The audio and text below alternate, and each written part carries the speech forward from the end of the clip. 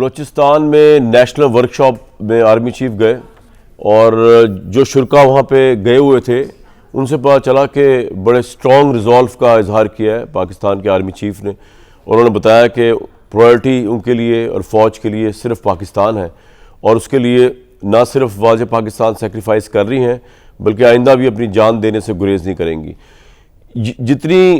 Unity of command हमें पाकिस्तान की फ़ौज की तरफ से, पाकिस्तान के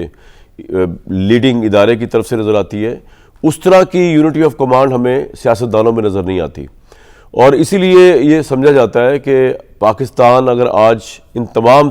बदतरीन हालात के बावजूद इकोनॉमिक बैंकरप्सी के करीब जाता जाता वापस आ गया अगर, या दुनिया में पाकिस्तान का कोई मुकाम है, ख्वाह वो मामला खारजा का हो, वो मामला सफारतकारी का हो, वो मामला वर्ल्ड पावर्स को इंगेज करने का हो, तो हमारे पास जो ओनली एक यूनिटी ऑफ कमांड है, एक इंस्टीट्यूशन है, वो है पाकिस्तान की आर्म्ड फोर्सेस का, जिसकी बुनियाद के ऊपर हमें दुनिया में किसी मुकाम पर, किसी जगह पर कोई पोजीशन हासिल है कि अगर हमें अमेरिका जैसी सुपर पावर, सऊदी अरब जैसी कंट्री स्ट्रेटेजिक पार्टनर्स बनाने का सोच रही है या सोचती है या बना चुकी है, या हमारे साथ दुनिया जहान अब इस वक्त बिज़नेस करना चाहती है, या IMF हमारे साथ बड़े अच्छे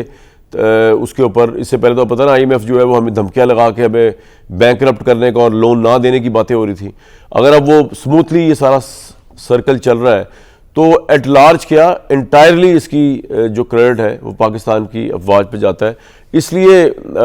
इस इदारे के ऊपर हमारा बहुत फोकस भी, हमें बहुत प्राउड भी है, क्योंकि हमारे पर ये मैं सारी बातें इसलिए कर रहा हूँ कि मैं आपको दूसरी पिक्चर दिखाने लगा हूँ। अब दूसरी तरफ अगर आप देखें, KP का सूबा जो है वो फ्रंट लाइन स्टेट है अगेंस्ट टेररिज्म, विक्टिम भी है और वहाँ से जंग भी लड़ी जा रही है। वहाँ पर पॉलिटिशियंस के पॉइंट ऑफ व्यू से अगर देखा जाए तो एक वफाकी हुकूमत है, एक एक्टर जो है जिसको रिप्रेजेंट कर रहे हैं शहबाज शरीफ साहब, और दूसरा ऑब्वियसली पाकिस्तान तहरीक इंसाफ है, उनके वज़ीर आला हैं सोहेल अफरीदी, जो मेरे ख्याल में डिफेक्टो वज़ीर आला है, क्योंकि उन्होंने खुद अपनी पावर जहनी तौर पर, कल्बी तौर पर, जज्बाती तौर पर जेल में बंद इमरान खान साहब को दी हुई है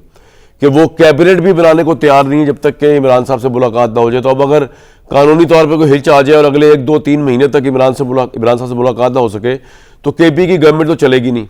क्योंकि KP की कैबिनेट बनेगी नहीं, और जब कैबिनेट ही नहीं बनेगी तो और इतने बड़े बड़े मसले जो है KP के अंदर, जिसमें लॉ एंड ऑर्डर है, मैसिव करप्शन है, स्मगलिंग के इश्यूज है, क्या कुछ नहीं है वहाँ पर। एक तो इतने ड्रामेटिक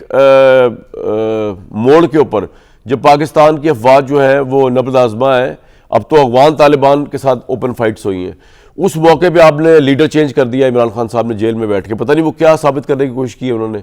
कि वो he still calling the shots. चले, अच्छी बात है, कर दिया जी आपने।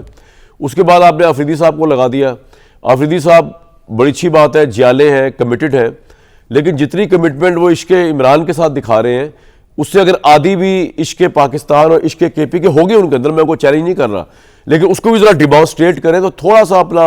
रवैया थोड़ा चेंज करें, थोड़ा सा नखरा थोड़ा चेंज करें। मुल्क इस हालत जंग के अंदर है, ये नखरे जो है इश्क के, हसीनाओं के, आशिक के, माशूक के, हम रिस्पेक्ट करते हैं आपके आशिक, आप माशूक हैं, बनाया हुआ आपने, बिलवेड है आपके लीडर हैं इमरान खान साहब, पाकिस्तान की शायद मेजॉरिटी उनको लाइक करती हो, लेकिन इस वक्त पाकिस्तान के सर्वाइवल का सवाल हुआ है। वहाँ पर हम डबल फ्रंट से KP के अंदर लड़ाई लड़ रहे हैं, एक वो जो दहशतगर्द इन्फिल्ट्रेट करके आ रहे हैं और दूसरे उनके सहूलतकार जो अफगान गवर्नमेंट है जो उनको फैसिलिटेट भी करती है और डराने करती है। पाकिस्तान ने इतनी फैंटी लगाई कि दोहा के अंदर जो एग्रीमेंट हुआ है, आप उनकी शक्ल अगर देखें, तालिबान के जो आए हुए थे रिप्रेजेंटेटिव, वहाँ पे उनको ऑब्वियसली मुंह लटका हुआ था और उससे चल रहा था पता रात का पूरा फसाना। और अब हमें इतलात ये मिली कि 25 तारीख को जो एक और गालबन टर्की के अंदर जो मुलाकात होगी उसके अंदर बाकायदा, ये तो अभी सीज फायर था, एग्रीमेंट किया जाएगा जिसमें अफगान तालिबान गवर्नमेंट जो है वो एक्सेप्ट करेगी कि ये टेररिज्म जो है उसको ऑफिशियल भी एक्सेप्ट करना पड़ेगा उनको, ये टेररिज्म जो है उनकी सरजमीन से हो रहा है और आइंदा नहीं होगा। ये पाकिस्तान की बहुत बड़ी कामयाबी है, ऑब्वियसली पाकिस्तान की इस्टेब्लिशमेंट की बहुत बड़ी कामयाबी है। एक तो वॉर में उनको छक्के छड़ाए और उनको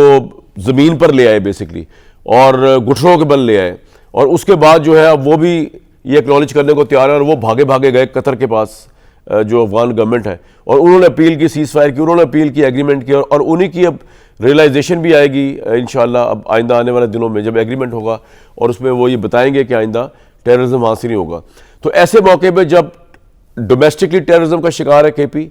एक्सटर्नली दुश्मन है, उधर से वो इंडिया जो है उसने अपनी प्रॉक्सी बनाया हुआ है, अफगानिस्तान को बनाने की कोशिश कर रहा है, वहाँ उनकी शय पे वो यहाँ पे हमले कर रहे हैं। ऐसे मौके पे जो वफाक का एटीट्यूड है वो कितना ऑब्जेक्शनेबल या उसके ऊपर सवाल उठ सकता है कि रोज़ उठ के एक मिनिस्टर जो है कभी कह रहा है कि जी ये सोहेल अफरीदी जो है ये दहशतगर्दों का सहूलतकार है। पहले तो उसको वज़ीर आला नहीं बनने दे रहे थे, उन्होंने कहा तुम्हारी जुर्रत कैसी तुम वज़ीर आला बनो, वो वज़ीर आला बन गया। उसके बाद वो एक और मिनिस्टर साहब का बयान आया, उन्होंने कहा जी इसकी जुर्रत क्या है कि ये फ़लाँ काम करे फ़लाँ काम करे। भाई वो ठीक है कि सारा मामला वफाक के पास है, रियासत जो इंगेज कर रही है चीज़ों को, लेकिन आपको जिस पार्टी को 2/3 मेजॉरिटी मिली है उसको भी तो इंगेज करके चलना है। या इस तरह के बयान दे के जो आपने अपना तमाशा निकाला हुआ है पॉलिटिशियंस ने और वफाकी हुकूमत ने खास तौर पर, वो ज़रा सुन लें तलाल चौधरी साहब क्या फरमा रहे थे।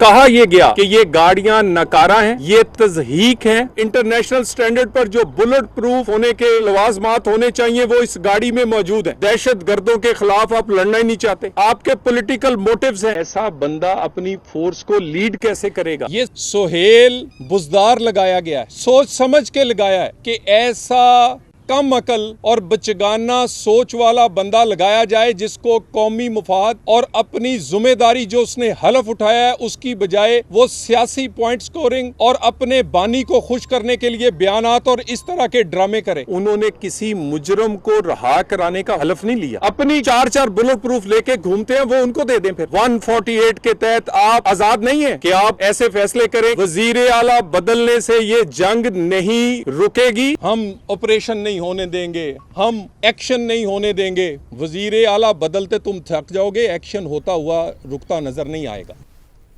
अब यहाँ पे तो कोई रेफरी भी नहीं है जो इन वफाकी हुकूमत और केपी की गवर्नमेंट के जो विचार चल रहे हैं या जो उनकी लाइन ऑफ डायरेक्शन चल रही है उसके ऊपर कोई फैसला कर सके। तो फिलहाल हमारे पास तो जो लोग हैं उनसे जानने की कोशिश करते हैं, क्योंकि ये पाकिस्तान के सर्वाइवल का सवाल हुआ हुआ इस वक्त, और अगर इस मामले को अभी ना टैकल किया गया, केपी की जो गवर्नमेंट है उसको ऑन बोर्ड लेना वफाकी हुकूमत के साथ, वफाकी हुकूमत का इतना अग्रेसिव स्टैंड से पीछे हटना, ये दोनों चीज़ें उतनी ज़रूरी हैं जितनी जंग जीतनी ज़रूरी है। मोहम्मद ज़ुबैर साहब या जावेद लतीफ़ साहब, इरशाद भट्टी साहब। ज़ुबैर साहब, बड़ी अच्छी बात है, हम आर्म्ड फोर्सेस में देखते हैं कि एक चेन ऑफ कमांड है, एक यूनिटी ऑफ कमांड है, और इसी वजह से हमारी फ़ौज जो है वो ताकतवर है दुश्मन के मुकाबले में भी। लेकिन यहाँ पॉलिटिशियंस जो है उनकी समझ नहीं आती। अगर आपको समझ आई हो तो बताइए कि अभी एक नया वज़ीर आला बना है तो वफाक हुकूमत ये स्टैंड लेके बैठी हुई है, और वो जो नया वज़ीर आला है उसके भी बयानात इतने के अजीब व गरीब हैं कि समझ ही नहीं आ रही। वो गवर्नमेंट भी इमरान की मर्जी से बनाएगा, अगर मुलाकात नहीं होगी तो गवर्नमेंट भी नहीं बनेगी, वो ऑपरेशन भी नहीं होने देगा, वो कहता है कि मैं अपनी एक लाइन लूँगा। What's your take sir?